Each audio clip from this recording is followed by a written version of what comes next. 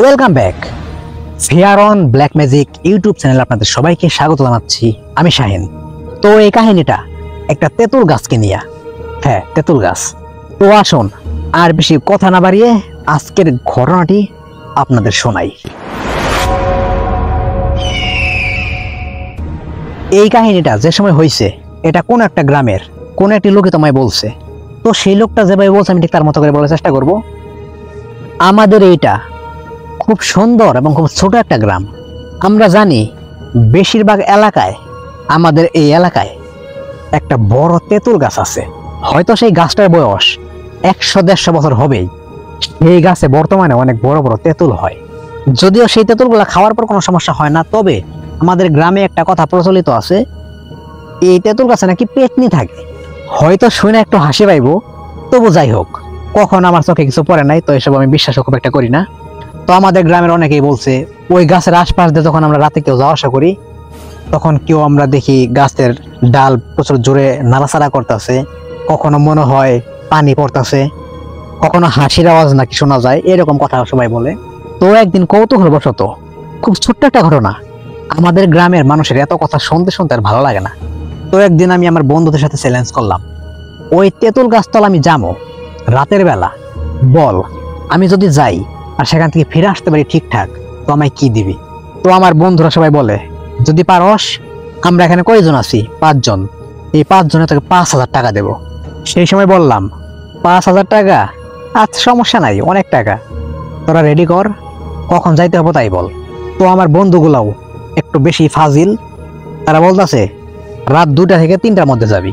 তো আমি বললাম আচ্ছা সমস্যা নাই, রাত 2টা-3টা কোনো সমস্যা নাই। তখন এক বন্ধু বলল, শোনা, তুমি যে যাইবা ওখান থেকে আসবা, এর প্রমাণ কি?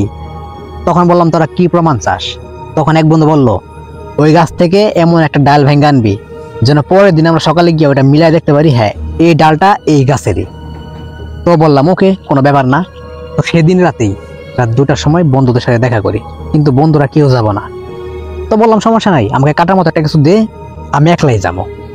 তো যেমন কথা তেমন কাজ, হাতে একটা বড় দা নিয়া সেই গাছের দিকে মনের আনন্দে গান বলতে বলতে রওনা। কিন্তু রাস্তায় শুধু কুকুর, এত পরিমাণে আমার দিকে ঘেউ ঘেউ করতেছে, যা ওই কুকুর দিকে আমার ভয় করতেছে। যদিও খুব কষ্টে সেই গাছটার কাছাকাছি গেছি। তো গাছটার কাছে যাওয়ার পর দেখলাম একদম গাছটার নীরবতা পালন করতেছে, একদম শুনশান। এমনি এত রাতের বেলা ঝিঝি পোকার আওয়াজ হয়, সে আওয়াজ পর্যন্ত নাই। তো প্রথমে আমি গাছের কাছে গিয়া গাছটাকে ভালো করে দেখি, যে রাতের বেলা গাছটা দেখি কেমন দেখা যায়। কিন্তু গাছটা এতটাই বড়, পুরা একটা বট গাছের মতো। তো সেই সময় আমি দাটা হাতে নিয়ে একটা মোটা একটা ডালের মধ্যে কূপ লাগাই। কূপটা দেওয়ার সাথে সাথে সেই গাছটার পাতাগুলা এত জোরে নাড়াচাড়া করে উঠলো যে মনে হলো যে গাছের উপর কিছু একটা বড় একটা কিছু ছিল, উইরা চইলা গেল। তো আমি ভাবলাম হয়তো আওয়াজ শুনে গাছ হয়তো কোনো পাখি টাকি ছিল বড়, তো সেই পাখি হয়তো উড়ে গেছে। তো দ্বিতীয়বার যখন আমি সেই ডালে আবার কূপ লাগাই, সেই সময় আমি শুনতে পারলাম আমাদের গ্রাম অঞ্চলে মেয়েরা যেভাবে পায়ে নুপুর পরে হাঁটাচলা করে, যেমন ঝুম ঝুম আওয়াজ হয়, এইরকম আওয়াজের কেউ একটা আমার পিছন দিয়ে ঘোরাঘুরি করতেছে।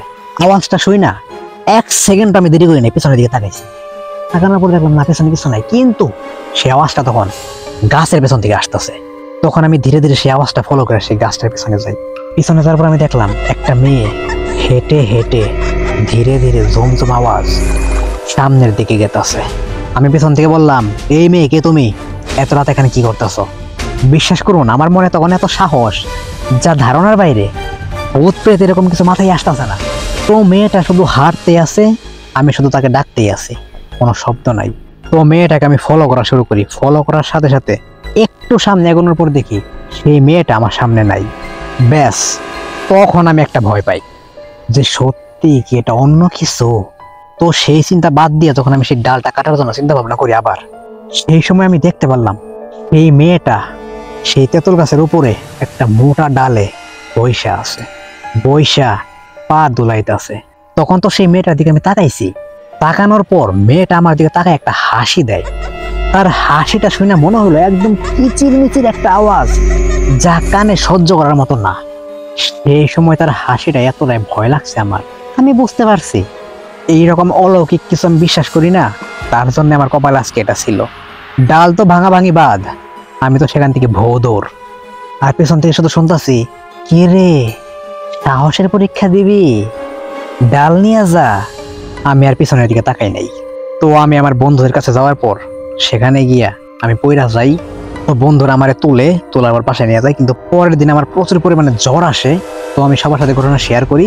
তো 5-6 দিন সেই জ্বরে ভোগার পর আমি সুস্থ হয়ে যাই। তারপর থেকে এরকম সাহস আমি আর দেখাই না। তবে প্লিজ যারা ভূত প্রেতে এসব বিশ্বাস করেন না, তারা প্লিজ এরকম দেখার আশা করেন না। যদি কোনোদিন নিজে থেকে চোখে পড়ে তাহলে দেখতেই পারবেন, কিন্তু ইচ্ছা করে কেউ এরকম কিছু করার চেষ্টা করেন না। তো এই ছিল ঘটনা। তবে গাছটি কিন্তু এখনো আছে। তো আজকের ঘটনা এই পর্যন্তই। আশা করি কাহিনীটা আপনাদের ভালো লাগছে। যদি ভালো লাগে সেটা লাইক করবেন। আর আমি শাহিন আসতেছি আগামীকাল আবার রক্তহীন একটা ভৌতিক ঘটনা নিয়ে। সে পর্যন্ত সবাই ভালো থাকবেন, সুস্থ থাকবেন এবং fair on black magic YouTube চ্যানেলের সাথে থাকবেন। ধন্যবাদ।